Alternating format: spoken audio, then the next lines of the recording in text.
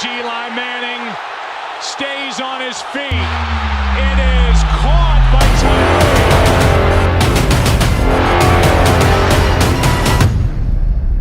Welcome to Catch the Moment Podcast. I'm your host, David Tyree. This is where you come to get the bars, the journey, the process, and the pain points to get you to your next moment.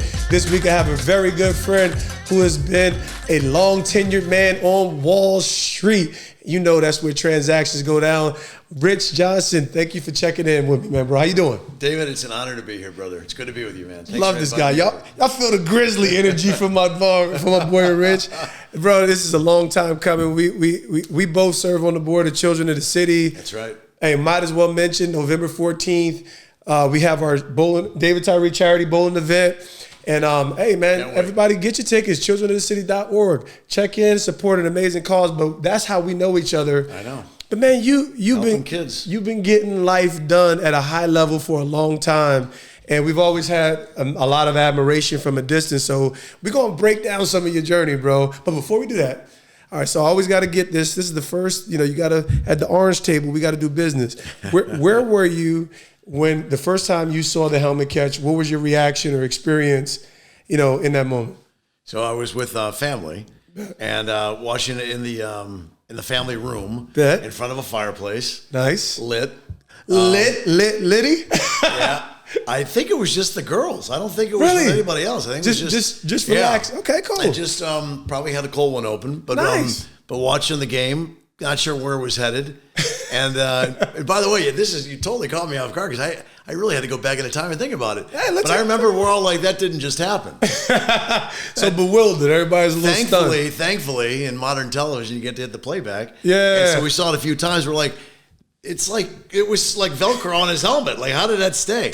So, of course, it became, at the time, it was just like a great catch. Yeah. And then we realized that it changed the direction of the game, obviously. No doubt. But beyond that, it became like this unbelievable catch that no one's really been able to kind of follow ever since. So, bro, it's the standard. Catch the one around the world, right? Yeah, you know what I'm saying? I tell people all the time, the helmet catch, at the end of the day, that's the standard. That's when anybody makes a great catch, they got to come back, David Tyree, helmet. So I always call my catch the standard at the end of the day. That might be OBJ's catch. It was sexier. I'll be honest with you. It was one of the sexiest catches I've ever seen in my life. He's got some good fingers there. Yeah. You had people pulling your arms, and you were like, that ball was glued to that helmet, and it wasn't going to go down. Velcro. Yeah. But it was all faith. It was all it was all a moment of faith, man. And we share that mutual fellowship. But we sure do.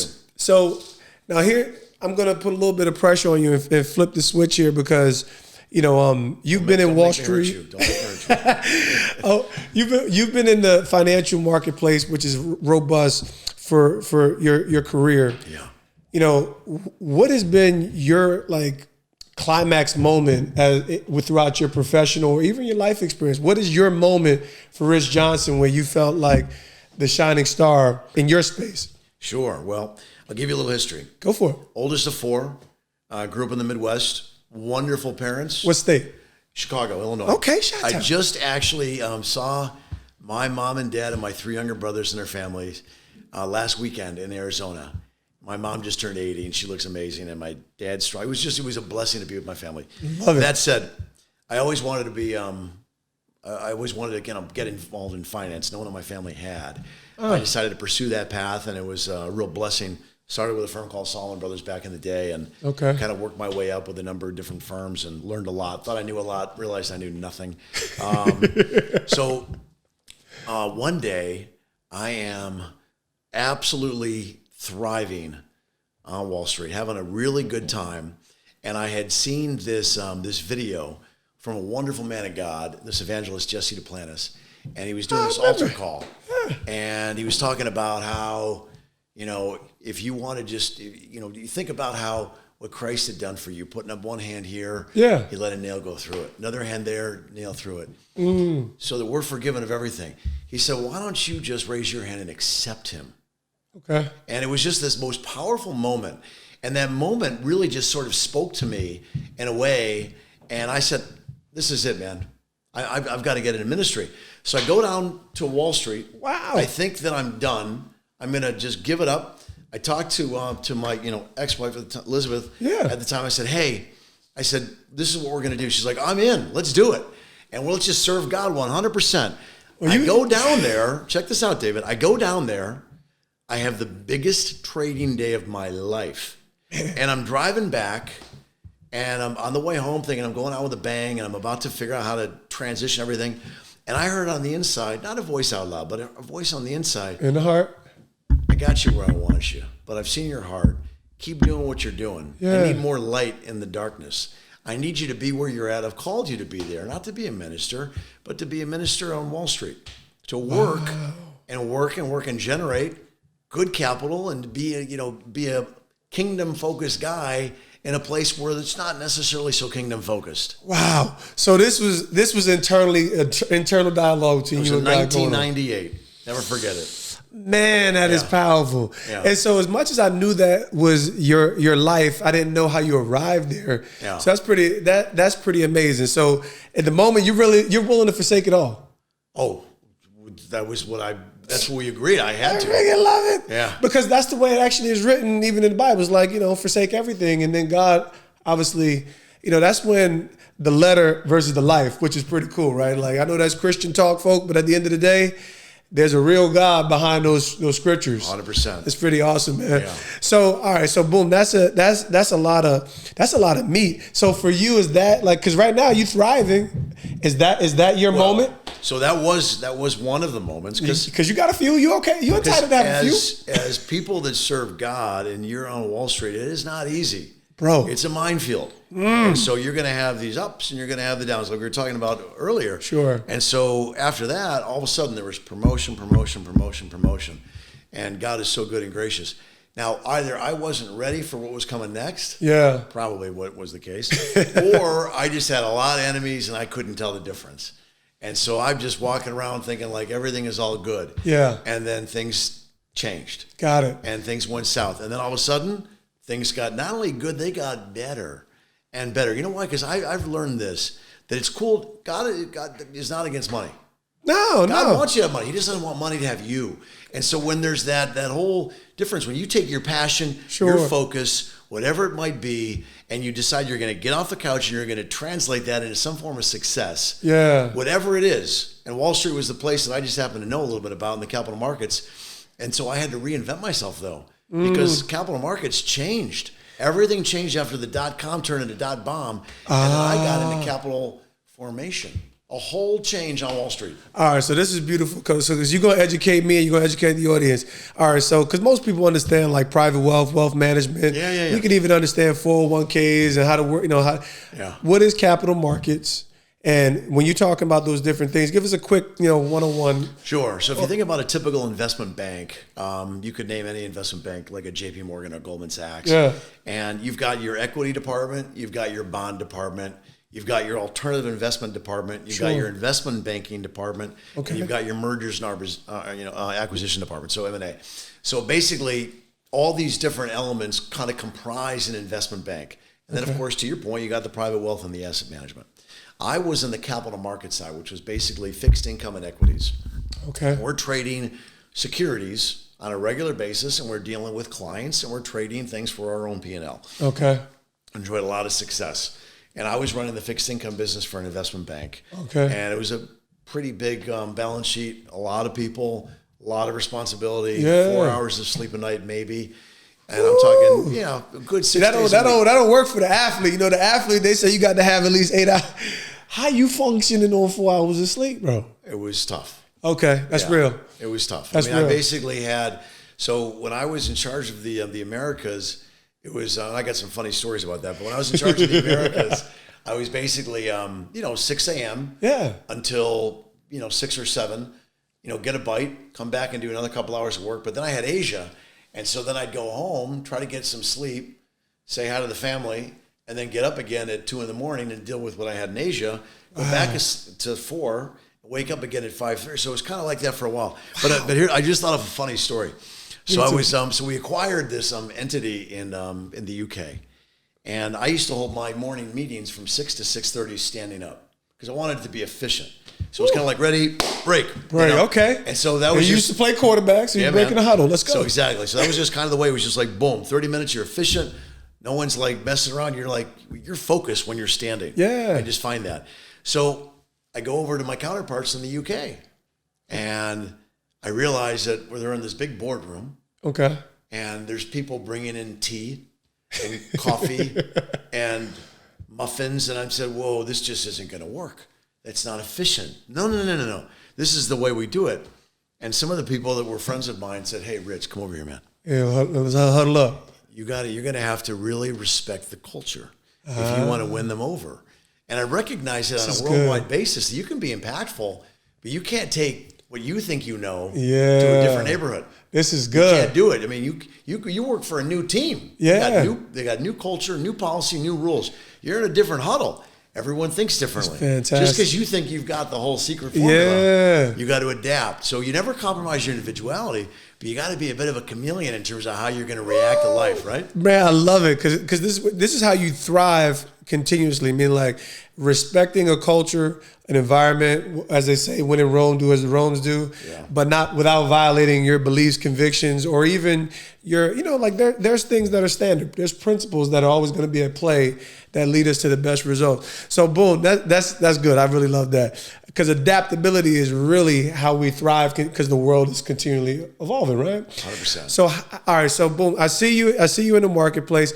How did you so as you're making these roads, were there people, were there mentors? Were there people who were really posturing you, because not just the net of Wall Street, but who are the people actually man, how you getting kept as a man and then thriving in your profession? That's tough. Well, I'll tell you how I even got on Wall Street. This is going to sound crazy, but back in the day when people used to go to the library. Back in the day, like the card catalog days? Like in the 1980s, I'm dating myself. But so I wanted to work on Wall Street.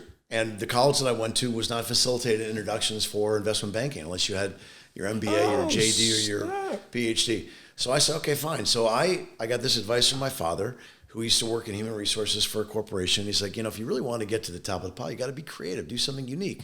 Look at the annual reports, read this. So I went and I got all the annual reports of all the leading investment banks. And I looked at the people that were like the big shots and I wrote them letters. Wow, this is it. And I write the letters to these people and they're like, who is this young guy? I mean, who the heck? So of course they said, yeah. So I follow up with their assistant. Yeah. I call them on the phone and I said, I'm setting up my own road show in the autumn of 1985. This is legendary. And I'm flying myself to New York City, which was a big deal for me at the time. Trust me, I don't remember, I'd been on a plane as a kid once or twice, but not a lot. We used to take road trips. And so I said, I'm going to go to New York and I want these meetings. And sure enough, I'd get on the calendars of all these big shots.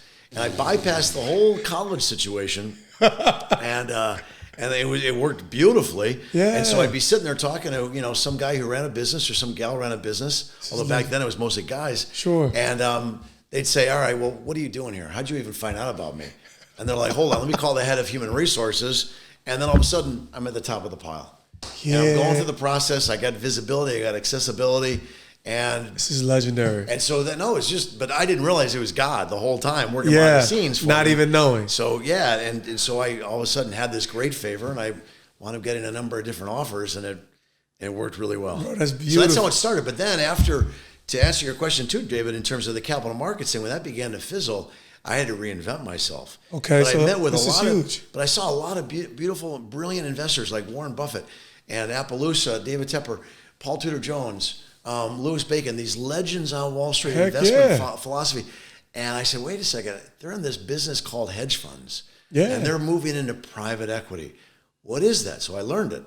I learned all about it, and I decided I had to get into that. Excuse me. And so I met with some people, and they're like, well, you don't have any experience on that front. And I said, really? I just managed $1 billion of capital for the last whatever. I think I can be a little creative. I had to be confident. Even at the end of the day, they were right. Listen, but anyway, so I got in that way. That's how it worked out. That's fantastic. Because what I love is there's always a tradition. Like our culture is always going to, it's like college for years, and now we're seeing education being able to be, shifted through the internet. You're seeing more trades. You're seeing online courses. but it's the creativity that always wins. Meaning, like, when you have the vision or the idea, you know, there's always a witty way in, and most people are always impressed by the person that has the resolve. Like, how did you find me? Right? It's like the person who had the gall. They're the most impressive people who create the most opportunities, man. So who was the most impactful person to your success on Wall Street as you emerged? I still go back to my father.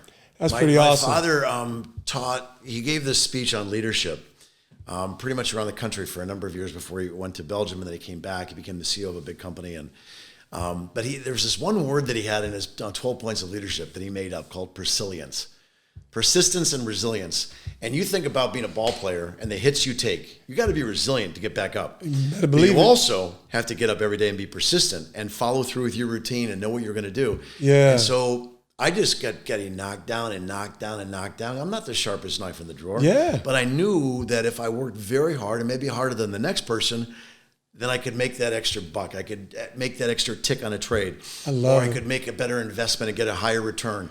Or ultimately, when I became in a capital formation, I was working with all these large trustees of capital and pension funds, endowments, sovereign wealth funds, insurance companies, fund of funds, banks.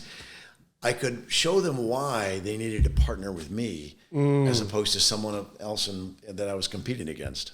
Bro, I freaking love this. Like, you're helping me grasp at least the surface level of these fund of funds, and I could actually see it now. For years, I'm like, I know Rich does something in finance, and it just sounds like he's moving a lot of money. I don't know what the hell he's talking about, but it sounds fantastic. How do I get in? No, it's awesome, brother. All right, so this is pretty cool. So tell, like, you know, and I'm not getting into the thrust of your, because you do have, you know, the mindset of an athlete, and I think this is a point of intersection for people. Even when you talk about persilience, it's the pursuit of a long-term goal, regardless of, and that's really what Catch the Moment is about. What was the hardest blow that you've taken? And walk me through it. Like, the hardest loss, some of the hardest losses. How did it strip the ego? How did it beat up the soul a little bit? You know, so walk me through what it was. And, you know, what was life? What was your conversation like with your wife that night or something like that? Because I think people need to understand that hard moment. Like the Super Bowl for me, I lose my mom 2 months before we win the Super Bowl. You know, like so when they don't understand what's in it for me when I'm at that height of heights. So walk me through at least one of you. So I've had there's a couple of places that terminated my employment because they didn't want to pay me out, and one of them we're talking about over 8 digits. We're talking about some righteous dollars. And that's what you would refer to as a hard moment. Yeah. I can tell you that. That's when you check into a hotel room and you get alone with God and you open up your word and you start taking notes. After you think about taking out their kneecaps, stripping out their esophaguses, then you think, okay, Lord, forgive me for those thoughts.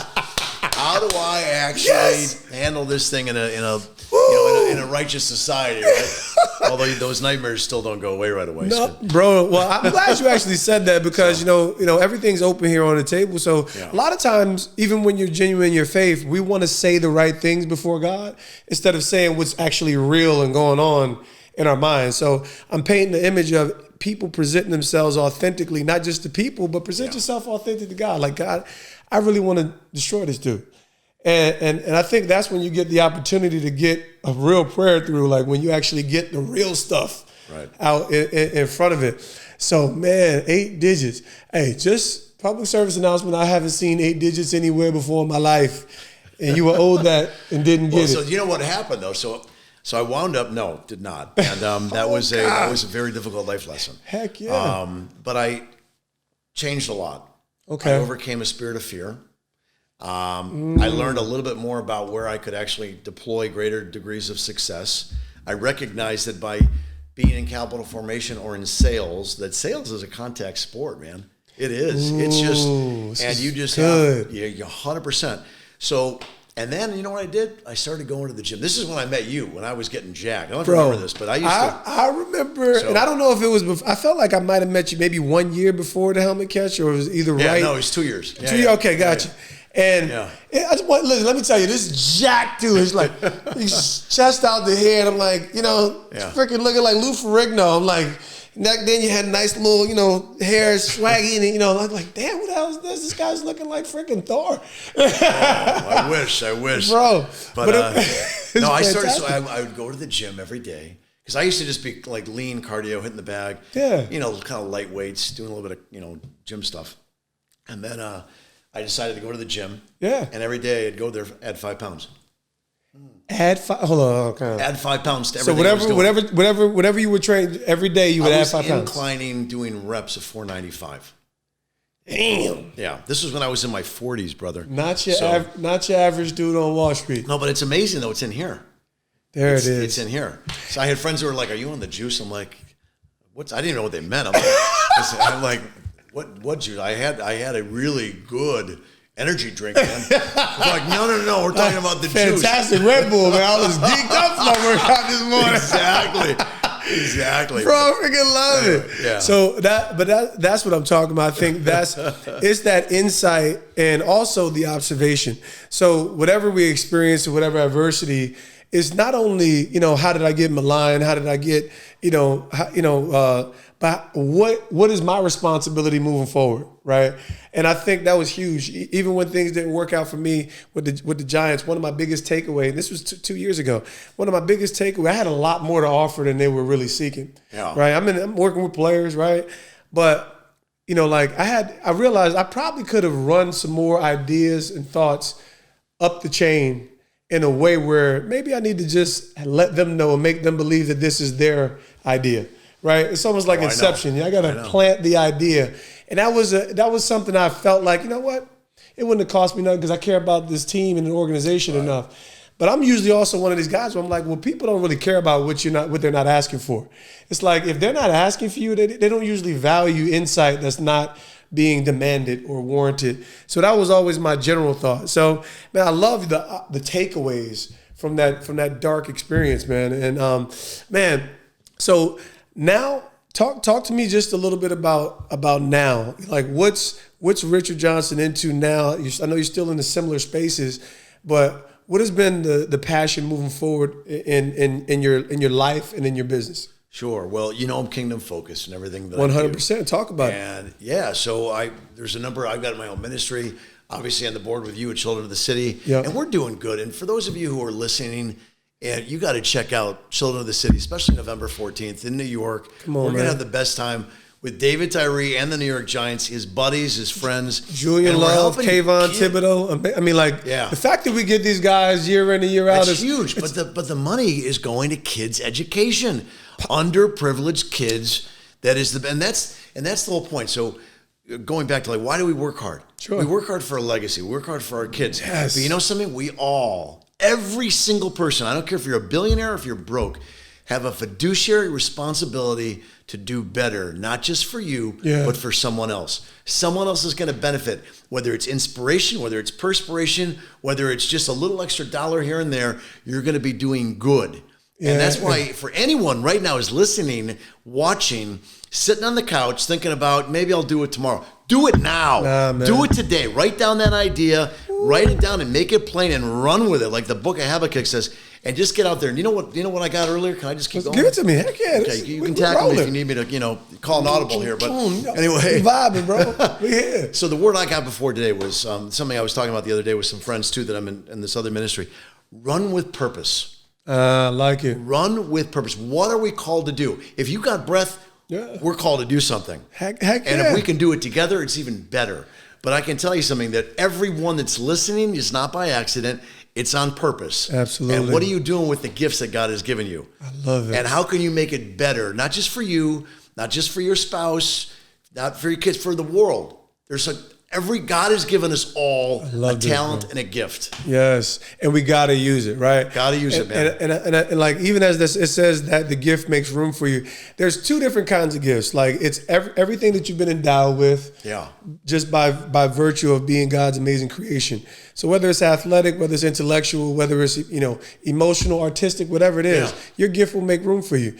And the other thing that people actually miss is the original. Is like a financial gift actually makes room for you. When you come and you give someone a gift, whether it's financial, whether it's your mother's baked bread, it makes room for you. And these are the things that when you say run with purpose, It's not run with purpose and run, and he actually said it, run on purpose. So living these things out as you go into the marketplace, whether it's Wall Street, whether it's athletics, whether it's as an entrepreneur, whether it's, I got a clean juice, whether you're a small business owner, doing those things, knowing that the end is going to impact so many more from your legacy on beyond. Bro, I'm super excited. So tell me a little bit more about the, you've always been kingdom focused, meaning everything that you do is to the benefit, more or less to the benefit and the glory of God and others. Meaning, like, it's at the end of this, people are being served at a high level. So, just speak a little bit more to what that is. And like I said, we know how Wall Street weaves into it. Sure. Speak to a little bit. I've always believed in the philosophy of work hard, play hard. And I think I like to have fun. I like to go out. We've got friends. We go out and have great dinners, travel, enjoy. I like riding. I mean, it's just, there's so many. What kind of riding? Horses, yeah. See, and, I need to hang out. See, I've been making a long time. I'm out here in these streets. I ain't rode a horse yet. I got a few horses. You want to come down to South Carolina and ride, you let me know. Oh, even better. South Carolina. Nice. I got a horse. So we got a horse sanctuary. Taking care of unwanted and abused and neglected animals, man. It's pretty awesome. This is what I'm talking about. Listen, you're like the gift that keeps on giving. You're the fortune cookie with two fortune cookies, with two fortunes in it. It's fantastic, man. Bro. Well, my nickname in South Carolina was Noah because during all these hurricanes, I had to evacuate all these animals. I have like 100 animals, so just always evacuating them back and forth. Thank God we've been out of the storm for a while, so it's been good. But amazing. But anyway, back to your original question, David. So I think about the work hard, play hard philosophy, but also this whole idea behind knitting people that are either on Wall Street, in athletics, in music, in art, in film, doing whatever they're doing, and putting Christians together that can connect with the Judeo-Christian philosophy, because we were talking about this earlier. Yeah. There's a lot of different entities and races and religions that connect beautifully. Why can't Christians do it? Yeah. And so what we're trying to do, so I had that thing at my house, as you know, in May, which I had doctors, I had billionaires, I had roofers, I had carpenters, I had plumbers, I had athletes, not like you, unfortunately, because you didn't show up. You got me. But we've had some really cool people, entrepreneurs, people that really want to say, hey, I want to do business, but I would love to be able to connect with people in the kingdom. And how do I do that? Yeah. And so we're doing that. We just did this one in Raleigh-Durham too. I love it. And this buddy, Dan Stratton, who's, who runs a church in New York. Dan. So he's putting a lot of people together on the world stage, which is a really great thing. And so we're just trying to grow that up. And why? Because again, we're all called to do something. We got to do it together. Bro, this is powerful. Yeah. I do believe you guys are right on the cusp of what I know that God is doing in the earth. I think there's always the precedent of, God, his church, his people. But at the end of the day, his whole desire is for the people that he died for, which is the world, to redeem creation. That's the story of the gospel, redemption of the entire world. And that's what we're going to see more or less to the end, man. Your life is so powerful. So tell me, all right, so you said work hard, play hard. And you mentioned the horses. What are some of the other behind the scenes interests? How are you spending your time? Because there's a lot of intention in what you do. So how are you spending your time, whether it's unwinding, relaxing, and obviously still being mission minded? Okay. I could talk about sitting in front of the fire with a nice glass of something cold and just kind of chilling out after a long day. But one of the things that just came to mind is just if I could just kind of divert. I'll go back to the fun things. I just love riding the horse and hanging out at the beach. Who doesn't? Yeah. But is being bold. And what do I mean by that? So we talked about living our life in faith, but not proselytizing during the day. Yeah. So what do we do when we're alone, and what do we do when we're quiet? And do the people that know us where we stand from a faith perspective? And this is the one thing that I like to do. Yeah. And everybody knows it. I like to pray before I eat. I like to pray over my meal. I don't care if I'm in Abu Dhabi, Dubai, if I'm in Tokyo, if I'm in Singapore, if I'm in Jefferson City, Missouri, or New York City. I just want to give God thanks and glory for the food. And it's just one of those things where you just sort of... All right, so is that just, hey, excuse me? Or are you saying at the table, hey guys, do you mind if I pray? Yeah. Which one is it? Is it, because, most Christians are going to pray. They could be private. It could be out loud. So how does that look in that moment? First of all, you said boldness. If I'm at a big dinner table and I am not the host, yeah, I'm not going to be rude. I'm not going to interrupt. That'll be a quiet moment. Yep. But if I'm the host, and I usually am, yep, I'm like, let's either catch hands and pray, or let's just give God the moment just to say thank you for this food, let it nourish our body in our Lord's name. And that it changes the chapter on things. And I'll give you a quick story. Sure. And this isn't about me, this is about God. I love it. So there was a fella in the investment community that I met for a coffee and a bagel one day. And I'm not going to name the state, but the point is he runs billions and billions of dollars for a public pension fund. And I said, so before we sat down, we were talking, and I really just wanted to meet this guy and introduce him to some of the ideas on the investment things I was working on. And so we got food. So I'm like, oh, I got to pray. So I said, hey, man, you mind if we just say a quick little prayer over the food? He's like, no, that's fine. And so I said the prayer. Anyway, a few months later goes by, and he's talking to me. He's asking me more and more questions about my faith. A year goes by. We've become very close friends. Nice. Very close. We're doing business together. Amazing. And he calls me up and he says, hey, I just got out of church and I just had to call you and tell you something. He said, the day that you met me in that cafe, he said he was planning on taking his life that night. He said that it was really, really bad. He said, you have no idea. He won this whole thing. And he said, all of a sudden I meet a guy like you who is, I thought just like a typical Wall Street guy, and you wanted to pray. And he said, I knew God sent you for a reason and changed my life and da-da-da-da. So I just want to encourage everybody that it's great when you think something nice about somebody. It's great when you want to be a man of God or a woman of God. Yeah. But when you actually, just a little example of that, you never know who you're touching. That's why I said I like to pull out the Bible on an airplane, just because a lot of people see you. That's right. With the Word of God, and they're like, some people are going to say, what the heck? Other people are going to say, hey, would you pray for me? I love it. And you know something? You could just an example. It's and don't get me worth it. wrong. I like to watch movies on an airplane, and I like to No chill. doubt, no doubt. But every once in a while, it's good to pull out the good book. Man, bro. So, Bro, this living is so epistle. life-giving because there's so many missed opportunities, and sometimes we can complicate it. I'm one of these dudes where when you live it and you're committed to it, hopefully it's a natural extension of your life, but sometimes we can miss these simple opportunities. Meaning like, hey, just being content with who you are and being settled in your faith journey, and not knowing that the simple things that you're doing is actually inspirational to someone. Like, there's somebody out there with no hope. Like, literally, there's tons of people out there genuinely hopeless. That's actually the whole point of the gospel. But you're going to point them to a reason that, like, there is a hope. There has to be a God.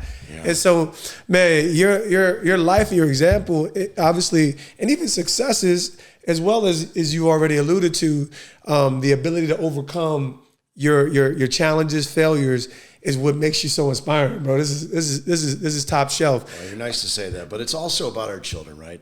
Yeah. You've got 7. I've got 2 daughters. And how old are your daughters now? They're 22 and 19. Man, okay, all right. So I know, right? You met them when they were little girls. My youngest daughters are 14, and the last couple of years have been shot. They got, they started out as bumblebees, and now they got a rack. So come on, bro. Talk to me about that transformation. How are you doing raising young ladies? At first, it was really, really tough because they're beautiful, beautiful girls.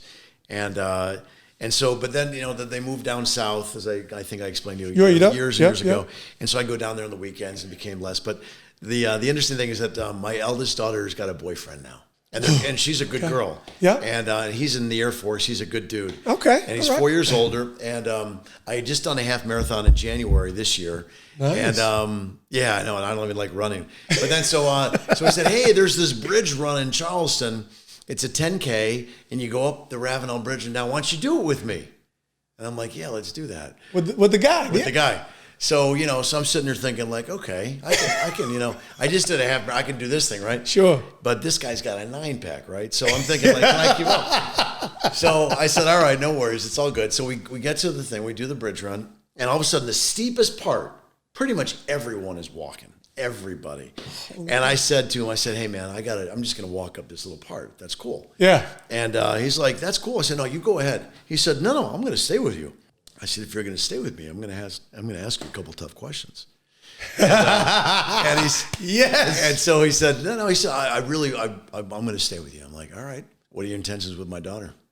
Boom. Boom. Boom. He's like, and he answered beautifully. He said, well, I'd like, if possible, to spend the rest of my life with her. I love her. And I'm like, okay, well, I really want to hate the guy, right? This moment of conflict. Right, but he's saying the right thing, right? This is crazy. There's all the other guys. I remember one time I picked up my daughters at school right after I came out of the gym. I'm jacked. I'm in my pickup truck. Yeah. And I'm wearing a T-shirt. And they're like, you can never, ever, ever pick me up again. I said, why? She's like, because no one will talk to me. That's right. I'm like, that's right. That's my duty. Thank you, Jesus. That's my duty. But anyway, but you know something, when they get to that place, now my 19-year-old doesn't, she's good. She's fine with her friends and hanging out with her mom and everything. But my older 19-year-old, she's fun. I mean, my 22-year-old's having a great time with this guy, and she's working college, and I think my 19-year-old's getting to that place. But yeah. She's saying, but they're good no girls. rush orders. They're good girls, good foundation in Christ. Yeah, and that's super important. Man, and you got to give. What do you give your kids? Well, you give them. Can I tell you one thing? I'm talking too much. No, man. We here. You give them roots and you give them wings. And I tell you, I got that from my parents, and I love that because. Come on, man. Where else is you getting this? Right, man? You give them roots and you give them wings. Right. Man. Okay. And this is because now we're here. Now we're here in this parenting plane, and you just dropped a life changer. This is real life, man. No, because it is real life. So what was the toughest season of raising your daughters? Right? Because, anybody who's had a kid is either in it or they're preparing for it. And you're kind of, even with your oldest, you're preparing for that true launch pad season. Sure. What was the toughest stage, and what do you feel was most vital to kind of, working through that? Probably because I've shared with you about my marriage situation, about how that ended.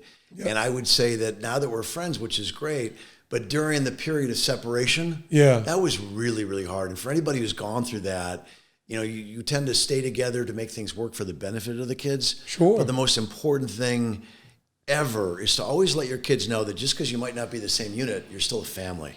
And that was the thing that I did. But for me, being apart from them with the travel that I do, that was the hardest, without question.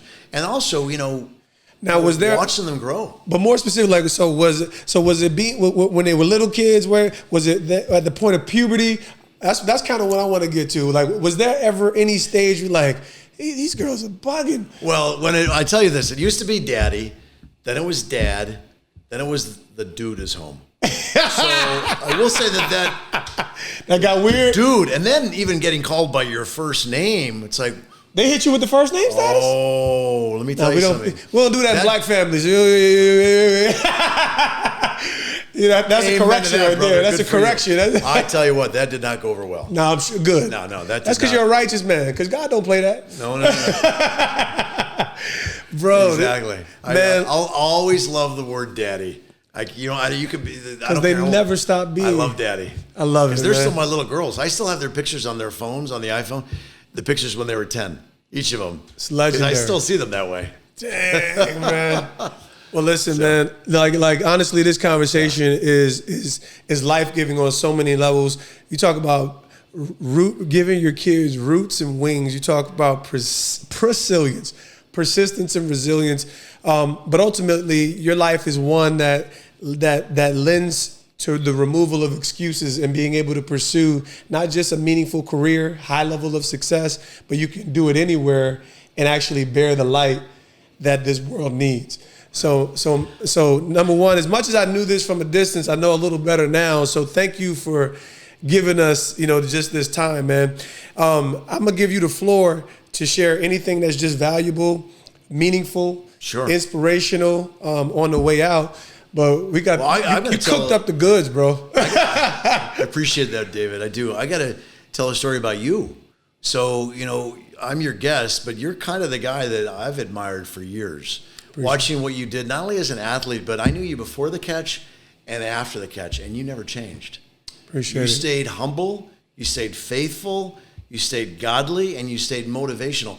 And I was just reminding you upstairs when we were chatting about the time that I won that auction thing, throwing the ball around. Yeah. And there was a guy at the office. His kid was going through a tough time, being picked on and going through the gang stuff. And I awarded that, kind of gifted that to him. Yeah. And you were just supposed to spend a little bit of time with him. I heard you spent like hours and hours, and you've got your own family, but you minister to this kid. And I heard years later, you changed his entire life completely for the better. And so that kind of a gift of being an example, not just an athlete, not just a superstar, not just a famous catcher, but a real motivational person in life. And God bless you for that, brother. I mean appreciate it, man. So that's the kind of thing that just truth, transparency, inside of you. Nah, man, like man, that's humbling. You come to the table to give life, and you get life, and I think that's the exchange that only God can give and God can create. I hope everyone, number one, this was impactful. This will continue. We're doing life together, so there's more to come on this end. But, Rich, you gave us truth, you gave us transparency, and every person is going to be impacted and transformed, and that's what DT3 is about. I know. So, 3 T's. Listen, man, the 3 T's, man. So, listen, want to thank everybody for tuning in every single Wednesday. Make sure you get back with us. Listen, that's what we do here. We get to the truth. We get to the transparency and the transformation. But so check in with Catch the Moment. Rich Johnson just gave us life. So I hope that you have a blessed day in your life. We'll talk soon.